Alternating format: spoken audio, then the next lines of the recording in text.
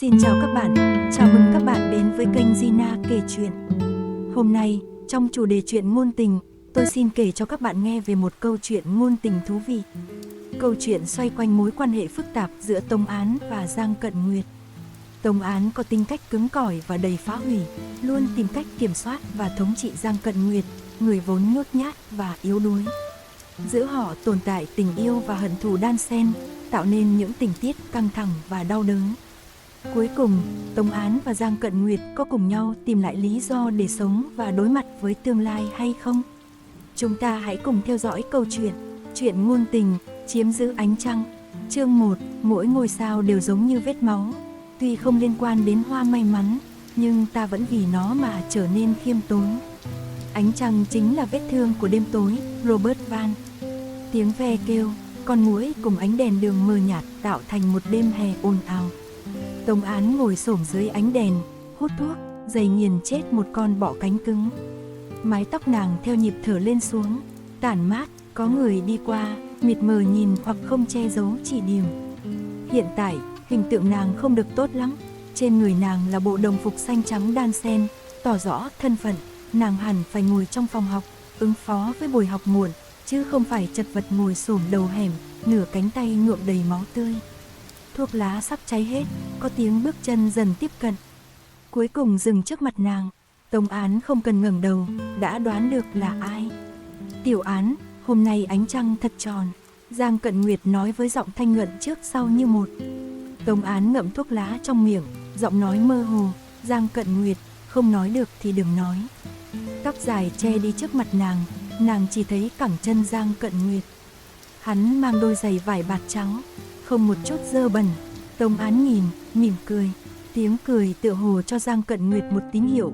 Hắn chuyển bước, ngồi xổm bên cạnh Tống Án, vẫn ôn tồn hỏi, vì sao trốn học? Tống Án im lặng, hắn kiên nhẫn, mặt khác ta không hỏi, nhưng miệng vết thương của ngươi cần băng bó ngay. Khi hắn vươn tay, Tống Án đột nhiên ngẩng mặt, tóc che đôi mắt híp lại. Giang Cận Nguyệt, ngươi có phải từng nói, có thể vì ta làm bất cứ điều gì, lời này còn tính chứ?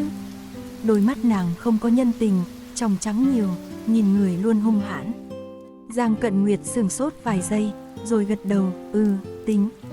Bầu trời đêm là bia mộ của ánh trăng, bia mộ biến ảo thành ánh trăng, hết thảy đều là hư vô, hoang đường, yên tĩnh. Chỉ có Giang Cận Nguyệt là thật, thời gian cùng vũ trụ trong mắt hắn di chuyển. Giống một dòng sông không bao giờ ngừng chảy, Tống Án cố tình phá hủy, nàng muốn đánh vỡ thời gian, nhìn thấy nước sông bốc hơi, chỉ còn lòng sông khô quắt, xấu xí. Có lẽ như vậy mới thấy chân chính Giang Cận Nguyệt. Nàng nhìn hắn lâu lắm, Giang Cận Nguyệt tự nhiên sinh ra cảm xúc sợ hãi, phảng phất sắp nghe điều đáng sợ. Hắn không chịu nổi, rũ mí mắt, hắn ít khi đối diện Tống Án. Đôi mắt đen cất giấu nhiều cảm xúc, thường lạnh nhạt, chỉ có vài lần thoáng nhìn thấy dục vọng đan chéo, ánh mắt nóng rực từ ngoài vào trong thiêu đốt, hắn không dám nhìn lại. Được, nếu ngươi nói vậy. Tống Án cười, máu sôi trào, ngón tay nhéo tàn thuốc hơi buộc chặt. Vậy về nhà tắm rửa sạch sẽ, nằm trên giường chờ ta, ca ca. Cách đó không xa là một nhà cây tivi xưa cũ. Tiếng âm nhạc điếc tai, nếu thanh âm có thể lớn hơn chút thì tốt. Giang Cận Nguyệt sắc mặt tái nhợt, ngón tay vân vê vạt áo, nhìn Tống Án cười. Tiểu Án, người nói giỡn. Đêm tối bện thành lụa, trói buộc nhân tâm, tắc nghẽn ít hồng. Không được sao, vậy quên đi. Tống Án đứng lên, trên cao nhìn xuống hắn, nửa khuôn mặt trong bóng tối không biểu tình. Cút đi, Giang Cận Nguyệt. Nàng ném đầu mẩu thuốc lá lên giày vải bạt trắng của hắn, như không ảnh hưởng trò đùa. Nàng xoay người đi vào ngõ nhỏ, ánh đèn kéo dài đến bóng dáng nàng. Giang Cận Nguyệt nhìn chằm chằm bóng dáng ấy, đến khi nó biến mất, bả vai Tùng suy sụp, hắn mới phát hiện mình vẫn run rẩy. Rõ ràng là mùa hè, hắn lại như người vào đông. Chương 2, Khất Cai cũng không ghen ghét trăm vạn phú ông, nhưng hắn chắc chắn sẽ ghen ghét Khất cái thu nhập cao hơn hắn. Rossell, miệng vết thương bắt đầu khép lại, đau biến thành ngứa. Tống Án lang thang trên phố, bước đi mà không có mục tiêu, gió đêm oi bức rót vào áo khoác, làm nàng trông mập mạp hơn. Nàng dừng trước một tiệm tạp hóa chưa đóng cửa, qua cửa kính, một cậu bé khoảng 5-6 tuổi ôm súng đồ chơi cao gần bằng hắn. không kiên nhẫn nói mẹ trả tiền. Cậu bé nhìn thấy Tống Án, nàng làm mặt quỷ trêu nó. Hiệu quả rõ rệt, nàng nghe tiếng khóc kêu, phía sau kèm theo tiếng mắng, tiếng phổ thông cùng tiếng địa phương xen lẫn. Tống Án cảm thấy buồn cười, khom lưng ôm bụng. 9 giờ 50, buổi học muộn vừa kết thúc. Tống Án mở cửa, mùi đồ ăn lấn át mùi máu tươi trên người nàng. Về rồi à? Đồ ăn sắp xong, ngươi đi thay quần áo. Giang Cận Nguyệt nói từ phòng bếp, lưng xoay về với cửa. Những lời này quen thuộc đến có thể ngâm nga. Tống Án mỗi tối đều nghe câu này, ngữ khí cũng không thay đổi. Nhưng đêm nay khác, sau khi nàng nói vậy, Giang Cận Nguyệt sao có thể làm như không có gì. Tống Án vẫn đứng yên, nhìn từ cổ xuống eo hắn. Giang Cận Nguyệt là nam nhân hơi yếu, làm người ta nghi hắn có trái tim mẫn cảm. Áp lực ngoài đời làm hắn dễ rách nát. 2 món ăn 1 canh, chay mặn phối hợp. Tống Án ném áo khoác dính máu, miệng vết thương không nghiêm trọng, máu trên quần áo phần lớn là của người khác. Ta đã giải thích việc trốn học với Lương lão sư, ngày mai nàng sẽ không hỏi. Giang Cận Nguyệt múc cơm cho nàng, ôn tồn, Tiểu Án, sắp thi đại học, ta hy vọng ngươi có thể học hành chăm chỉ. Hắn là gia trưởng đáng tin, nhưng Tống Án không thể sắm vai hài tử ngoan. Nàng hỏi hắn, ngươi có thể câm miệng không? Giang Cận Nguyệt, nàng sợ mình sẽ không nhịn được mà nhào lên cắn xé Giang Cận Nguyệt, xé rách da thịt, róc xương lột da, rồi xẻo trái tim hắn, xem trái tim yếu đuối, chỉ biết trốn tránh của ca ca, có hình dáng gì. Giang Cận Nguyệt an tĩnh, cuộc sống cần thích ứng. Tống Án này lạnh nhạt nhưng không tệ. Bọn họ trầm mặc ăn cơm như thường lệ. Ăn xong, Giang Cận Nguyệt lại mở miệng. Tề Hào gọi điện, giải thích việc đánh nhau, nói ngươi giúp nàng. Nàng nói, không cần, lần sau đừng nhận điện thoại của nàng, ta không muốn gặp nàng. Tống Án ngắt lời, vì sao? Ta nhớ các ngươi từng là bạn. Giang Cận Nguyệt hỏi xong hối hận, bổ sung, ngươi không muốn nói cũng không sao, vì ta ghen ghét nàng. Tống Án nhìn thẳng hắn, ngữ khí không chút phập phồng. Giang Cận Nguyệt, ngươi nghe câu này chưa? Khất cái cũng không ghen ghét 100 vạn phú ông, nhưng hắn chắc chắn ghen ghét Khất cái thu nhập cao hơn. Tề Hào học lớp bên cạnh, bạn cùng lớp coi nàng là quái thai. Tống Án từng nghĩ họ là đồng loại, cho đến khi biết Tề Hào có gia đình hạnh phúc. Còn nàng thì không có gì cả. Giang Cận Nguyệt tựa hồ hiểu, hoặc không, hắn tĩnh lặng nói, những lời này của Russell phải không? Ta thấy ngươi thích đọc sách, nên thi đại học văn học chuyên nghiệp đại học thế nào? Hoặc nghệ thuật, Tống Án lặp lại, cười châm chọc, rồi giống ngươi, cởi sạch quần áo. Đũa rơi, lăn trên sàn, Giang Cận Nguyệt cứng đờ. Não trống rỗng, môi run rẩy, hoàn toàn thất thố. Tống Án còn mỉm cười, môi đỏ như rắn độc thè lưỡi. Giang Cận Nguyệt lại thấy dục vọng trong ánh mắt từ Tống Án. Dục vọng đối với hắn. Chương 3, mau thổi tắt đèn, đừng chần chừ, để chúng ta trốn vào bóng đêm. Pierre Baudelaire.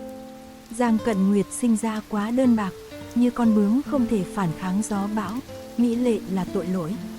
Tống Án quan sát mỗi biểu tình của hắn, cười khoái ý. Khi đóng cửa, Tống Án rơi vào chăn, mùi nước giặt từ dưới thân tỏa ra. Nàng nhìn lịch, ý thức hôm nay là thứ Tư. Mỗi tuần ngày này Giang Cận Nguyệt làm tổng vệ sinh, hắn biết loay hoay vỏ chăn, sẽ trải giường gọn gàng, hết thảy Tống Án không kiên nhẫn, hắn làm được ngăn nắp. Tống Án nhìn tường dán giấy viết văn, trang giấy ố vàng theo thời gian, chữ còn rõ ràng, đề bài viết văn là ca ca của ta.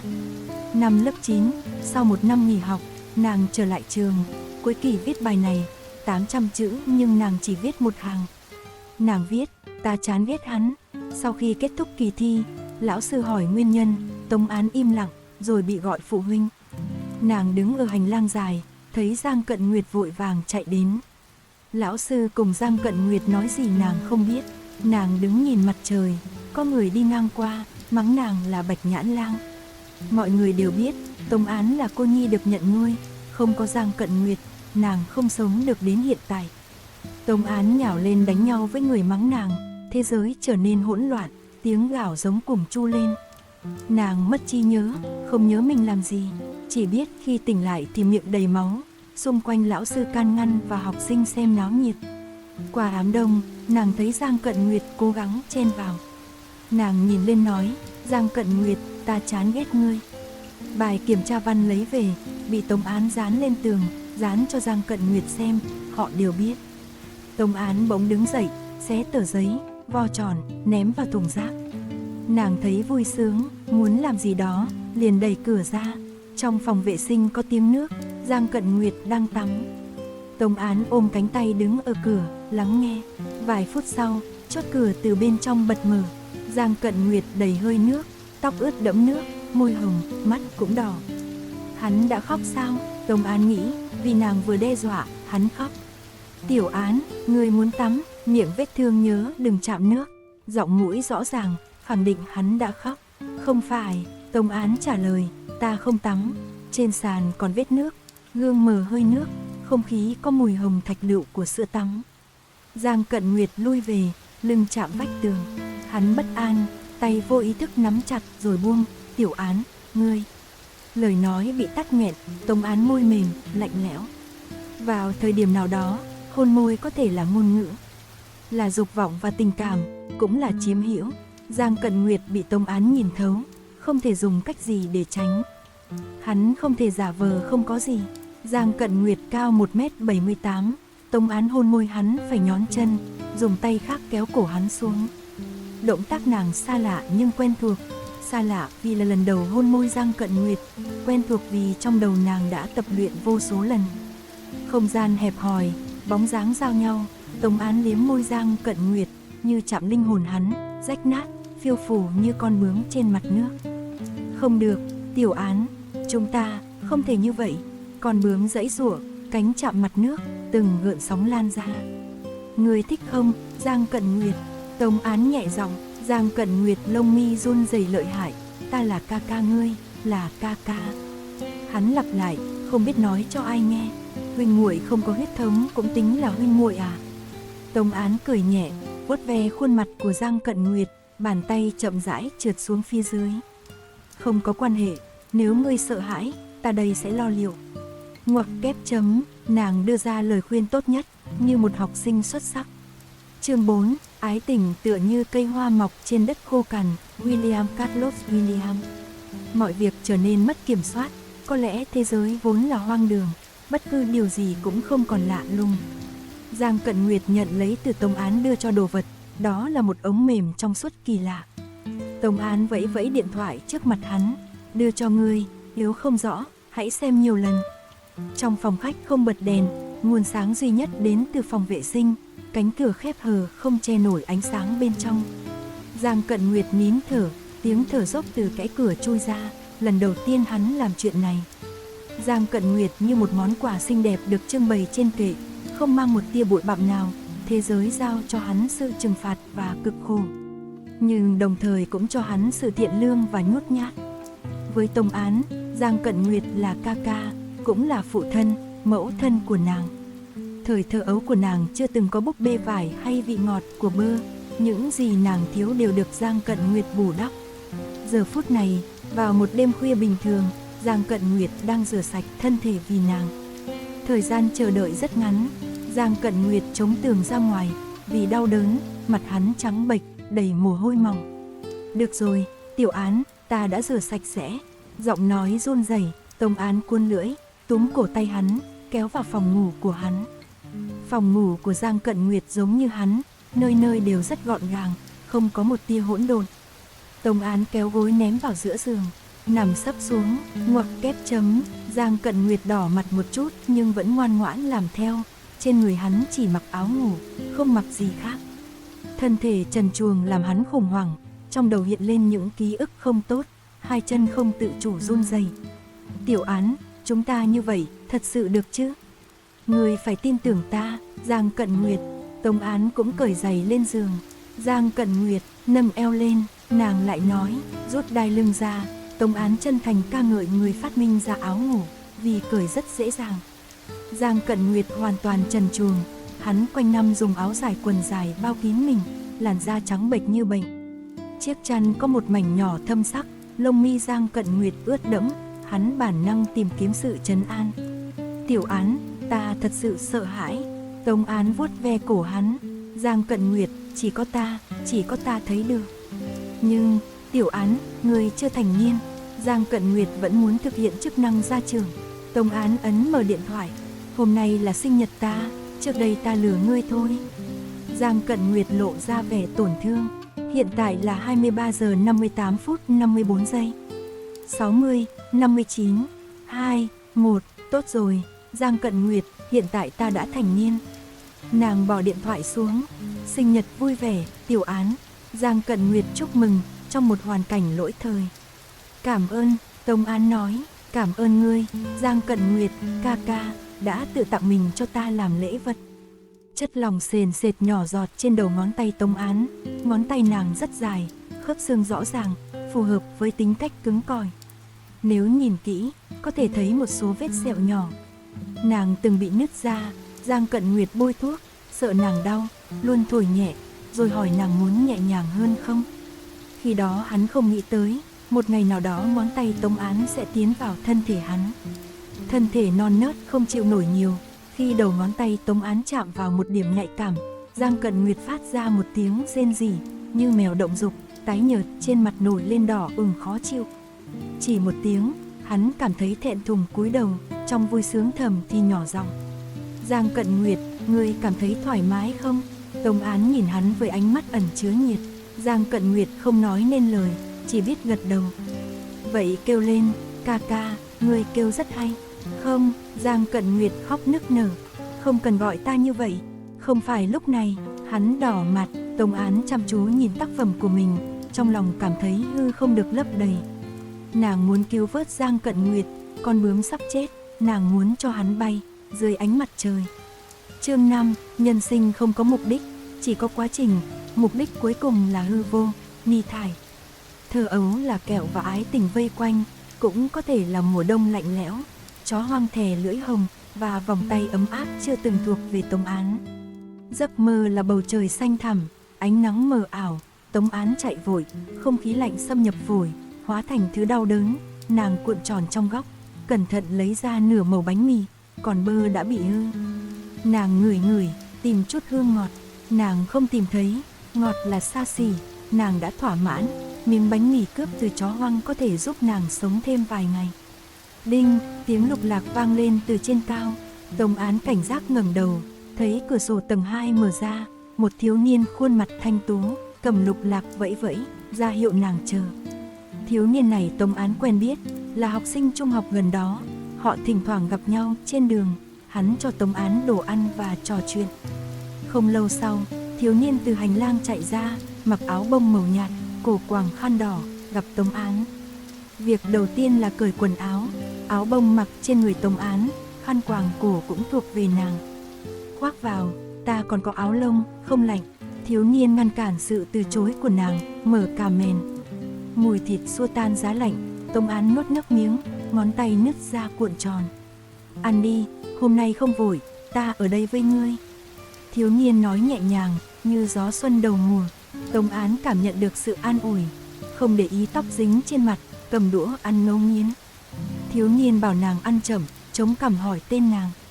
Hắn có đôi mắt ngây thơ, tràn đầy sự thuần khiết và không hiểu đời.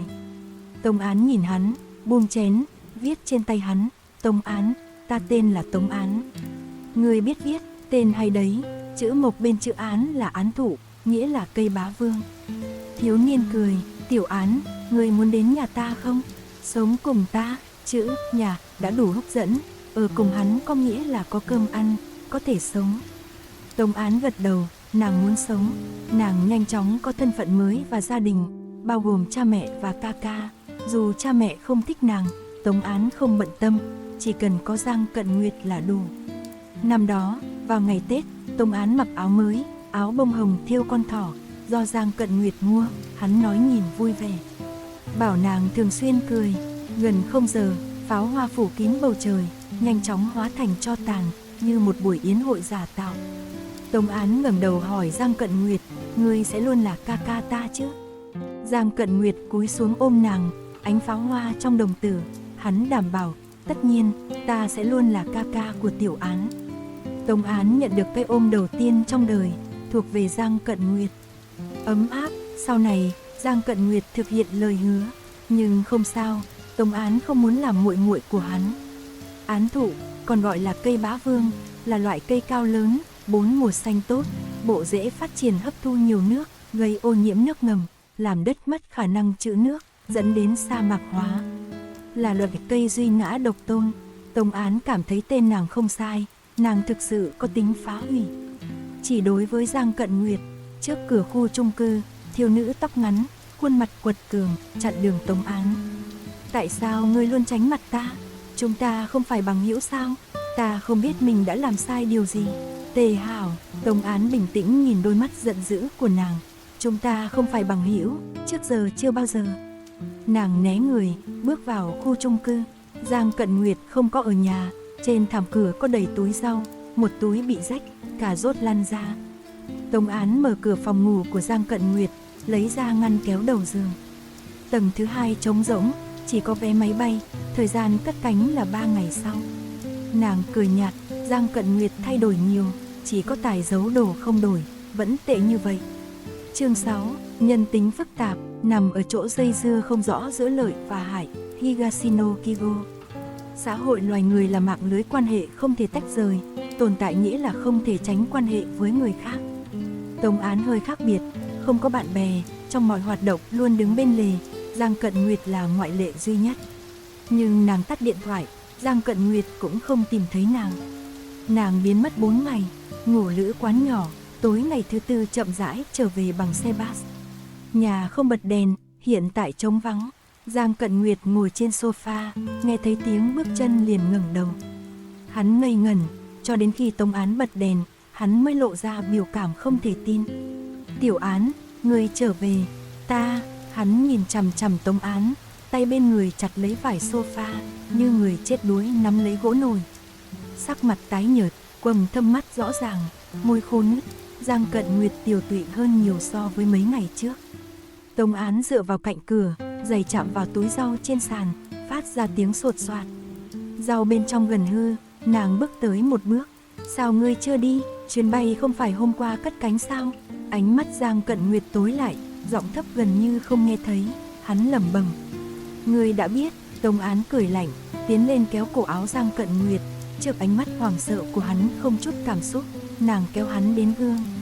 Con người trong gương không thể che giấu. Giang Cận Nguyệt nhìn thấy bản thân chật vật liền nhắm mắt, không phản kháng, ngoan ngoãn. Mở mắt ra, Giang Cận Nguyệt. Tông Án ra lệnh, nàng nắm cằm hắn, buộc hắn nhìn thẳng vào gương. Nhìn ngươi xem, Giang Cận Nguyệt, ngươi nhát gan như vậy, rời ta có thể sống sót sao? Bóng tối là miệng vết thương do quái vật đào lên, ánh sáng không thể khép lại, vết thương chỉ có thể mục nát. Giang Cận Nguyệt vai run rẩy, trốn tránh mà cúi lông mi, im lặng như thường lệ. Giống mỗi lần trước, bất kể Tông Án ác liệt thế nào, hắn đều chịu đựng. Giang Cận Nguyệt, ta có quà cho ngươi. Giọng Tông Án mơ hồ, Giang Cận Nguyệt cảm thấy có thứ gì rơi vào chân. Lùi một bước, thấy rõ đồ vật trên sàn, bao nhựa trong suốt bao chặt lấy nó, đỉnh hơi cong, hình dạng thô dài. Môi hắn run rẩy, Tiểu Án, sao có thể mang thứ này? Tại sao không thể? Tông Án bình thản, ai quy định ta mang theo thứ này là phạm pháp sao? Trước đây, Tông Án như thế nào? Có lẽ là thiếu nữ nhút nhát, không thích cười. Ký ức của Giang Cận Nguyệt dần mơ hồ. Tông Án hiện tại không giống trong trí nhớ, như con rắn độc ngủ đông, bén nhọn và công kích là bản năng, ngay cả lưỡi phun ra cũng đầy độc. Tông Án đã biến thành như vậy từ khi nào? Giang Cận Nguyệt hoàn toàn không thể nghĩ ra, có lẽ đã từ rất lâu rồi. Trên tay hơi nặng xuống, Tông Án nhặt lên món đồ trên mặt đất và đặt vào tay hắn. Vật dụng được chế tác quá mức chân thật, hắn bị dọa và muốn ném ra theo bản năng. Tông Án lại nắm chặt tay hắn, từng ngón tay một. Giang Cận Nguyệt, ngươi giả vờ gì chứ? Ngày đó chẳng phải kêu thật sung sướng sao? Rắn độc lộ ra hàm răng sắc nhọn, lý trí trở nên vô nghĩa, đầu óc Giang Cận Nguyệt mơ màng, tứ chi không nghe lời. Cuối cùng, hắn mất cả quyền sở hữu thân thể, trở thành con rối gỗ của Tông Án. Những mảnh vụn ký ức hiện lên trước mắt hắn, hơi thở hỗn độn, thân thể ngày càng nóng cùng ngón tay lạnh lẽo của Tông Án. Khi ý thức quay lại, hắn đang ở trong phòng vệ sinh rửa sạch chính mình, động tác thuần thục một chút. Sự việc vì sao lại diễn biến như vậy? Thân thể yếu ớt của hắn không ngừng run rẩy, vẫn đau, thân thể trúc trắc cần sự khai thác kiên nhẫn hơn. Nhưng Giang Cận Nguyệt không hiểu gì cả, Hắn giống như lần trước, đỡ tường ra ngoài, Tống Án ngồi xổm trên mặt đất, lấy chất bôi trơn đổ từng lớp lên món đồ đó, dùng hết cả một lọ, rồi nhìn về phía Giang Cận Nguyệt. Bắt đầu đi, quần rộng thùng thình kéo xuống đến háng, Giang Cận Nguyệt quỳ gối trên sàn nhà, lúng túng muốn ngồi xuống. Đau đớn là mọi thứ trước mắt trở thành màu trắng, thân thể hắn co rút run rẩy, thân trên cong lên, hắn không thể quỳ, khóe mắt bị kích thích sinh ra nước mắt. Tiểu Án, ta đau, Tiểu Án, hắn nức nở không nhịn được, bản năng tìm kiếm sự trợ giúp từ Tống Án. Chỉ ăn một chút thôi, Giang Cận Nguyệt, ngươi giỏi lắm. Tống Án không thể không nâng hắn dậy, ngón tay không có kỹ xảo vuốt ve ngực hắn, trên người hắn không có chút thịt thừa. Duy nhất là bộ ngực mềm mại. Tiểu Án, Tiểu Án. Giang Cận Nguyệt vừa rơi nước mắt vừa gọi tên nàng, hắn dần động tình, nâng eo nhưng không dám hạ xuống. Hắn sợ đau, Tống Án thở dài, được rồi, là vấn đề của ta, ngươi nên từ từ, quá lớn ngươi không chịu nổi. Nàng rút món đồ ra, đỡ lấy Giang Cận Nguyệt mất hết sức lực. Trên sàn nhà còn lại một vũng chất lỏng sáng lấp lánh. Trên đùi Giang Cận Nguyệt cũng có, vẫn chảy chậm chậm. Ngươi ăn cơm chưa? Ta đi nấu cơm, ngươi không ăn cơm tối sẽ không tốt. Giang Cận Nguyệt nghẹn ngào đứng dậy, lúc này hắn lại nhớ ra mình là gia trưởng của Tống Án. Giang Cận Nguyệt, ta ghét ngươi. Tống Án đột nhiên nói. Giang Cận Nguyệt cứng đờ, đưa lưng về phía nàng không quay đầu. Ta rất hận ngươi bỏ rơi ta, bỏ lại ta, sau khi ta có mọi thứ lại trắng tay. Tống Án nắm chặt ngón tay cuộn tròn của hắn, gằn từng chữ, nhưng ta yêu ngươi, ta cũng yêu ngươi. Yêu có thể sinh ra hận, hận tự nhiên có thể biến thành yêu, ai nói hai điều này phải rạch ròi. Ngươi không cần phải nói, ta biết ngươi cũng yêu ta, nếu ngươi sợ, tất cả hãy để ta gánh vác. Giang Cận Nguyệt, đừng bỏ rơi ta cũng vĩnh viễn không rời xa ngươi. Ngoặc kép chấm, nàng nhẹ nhàng vuốt ve vết sẹo trên cổ tay hắn, đó là vết cắt cổ tay còn lại. Giang Cận Nguyệt luôn muốn giấu đi dấu vết xấu xí này. Linh hồn yếu ớt của hắn bị cơ thể giam cầm, Tống Án đơn giản phá hủy hoàn toàn, để Giang Cận Nguyệt tái sinh từ đống đổ nát. Vết sẹo hiến cho ánh mặt trời, từ đó mọc ra đôi cánh. Thế giới làm ta mình đầy thương tích, nhưng miệng vết thương mọc ra lại là cánh. Adonis hắc vực. Chương cuối, mỗi vẻ đẹp đều trôi đi, nhưng giữa mùa hạ ngươi vĩnh viễn sum xuê. Ngươi sở hữu tất cả những gì tốt đẹp sẽ không phai màu. William Shakespeare. Giang Cận Nguyệt là người phụ trách gia trường, hắn chưa từng vắng mặt mỗi lần họp phụ huynh của Tống Án, có thể tìm thấy Tống Án mỗi khi nàng trốn học, nhưng trong một số khía cạnh, hắn quá mức ngu ngốc. Ví dụ như hiện tại, hạ thân hắn còn chưa rửa sạch chất lỏng trong suốt, từ đùi chảy xuống đến mắt cá, bộ dáng sắc tình mất tinh thần, hắn lại rất nghiêm túc. Tiểu Án, về sau đừng hút thuốc nữa, không tốt cho sức khỏe. Hắn vuốt ve đỉnh đầu Tống Án, sợi tóc cứng đâm tay, hắn từng nghe người ta nói, tóc cứng thì tính cách cũng cứng cỏi, đặt trên người Tống Án rất chính xác. Hắn cười, kiên trì một chút, sắp thi đại học rồi, đừng trốn học nữa, được không? Tống Án ngẩng cằm, Giang Cận Nguyệt, còn 2 tuần nữa thi đại học, không nghĩ ngươi cho rằng ta có thể đậu sao? Với điểm số chưa đến 400, nàng hiểu rõ bản thân, nàng đứng dậy, ôm cánh tay đi vào phòng mình, nhanh chóng mang ra một chồng ảnh. Dưới ánh đèn dây tóc, tất cả bí mật hiện ra ánh sáng, Tống Án đưa ra. Thân thể trắng nõn và tường vi đỏ như máu đan xen, hai màu sắc cực đoan mang lại sự đánh sâu vào thị giác. Đây là bộ ảnh trần truồng, thân thể nam nhân trẻ đẹp như quả ngây ngô, kết hợp với tường vi diễm lệ. Vì sao ngươi có những bức ảnh này? Giang Cận Nguyệt hoảng sợ lùi lại, suýt ngã. Tống Án bình tĩnh, trên mạng rất dễ tìm thấy. Ném đi, Tiểu Án, ngươi ném được không? Hắn gần như cầu xin, mắt mất tiêu cự. Tống Án dừng chân ở bàn trà, không tiến thêm, vì sao phải ném? Giang Cận Nguyệt, ngươi phải cho ta lý do. Trong ảnh, Giang Cận Nguyệt trẻ hơn bây giờ, thân hình mảnh khảnh, dù trần trụi cũng không mang vẻ dục thái, tường vi vây quanh như kỵ sĩ trung thành. Giang Cận Nguyệt che mặt, bình tĩnh một lúc mới nói, quá khứ không có ý nghĩa gì, nên ta trốn tránh không mất mặt. Đúng không, ngươi thật sự nghĩ tất cả đã qua? Tống Án tiến gần hắn, vậy sao ngươi không còn vẽ tranh nữa, Giang Cận Nguyệt? 5 năm trước, bộ ảnh này lan truyền trên mạng, có người ca ngợi là nghệ thuật, còn lại phần lớn là lời lẽ khó nghe. Dư luận có đủ sức mạnh để hủy diệt, đặc biệt ở thành phố nhỏ này. Đứa con từng là niềm tự hào nay trở thành đề tài bàn tán sau bữa tiệc của người khác. Cha mẹ Giang Cận Nguyệt là những người không thể chấp nhận được điều này. Đối với họ, những bức ảnh Giang Cận Nguyệt chụp là biểu tượng của sự sa đọa. Họ không thể tin nổi và phẫn nộ gọi điện thoại cho hắn hết lần này đến lần khác. Giang Cận Nguyệt không nghe máy, khi đó hắn đã bị buộc thôi học. Số điện thoại của hắn bị rò rỉ trên mạng, mỗi ngày có vô số cuộc gọi đến. Những lời lăng mạ trở nên bình thường, thậm chí có người hỏi giá để ngủ với hắn một lần. Việc đăng ảnh khỏa thân lên mạng chẳng phải ám chỉ giá sao? Cha mẹ Giang càng phẫn nộ, họ đổ lỗi, oán trách vì sao cho Giang Cận Nguyệt học vẽ tranh, thà cho học sư phạm, tuy tương lai bình thường nhưng tốt hơn hiện tại. Cuối cùng, họ quyết định đoạn tuyệt quan hệ với Giang Cận Nguyệt.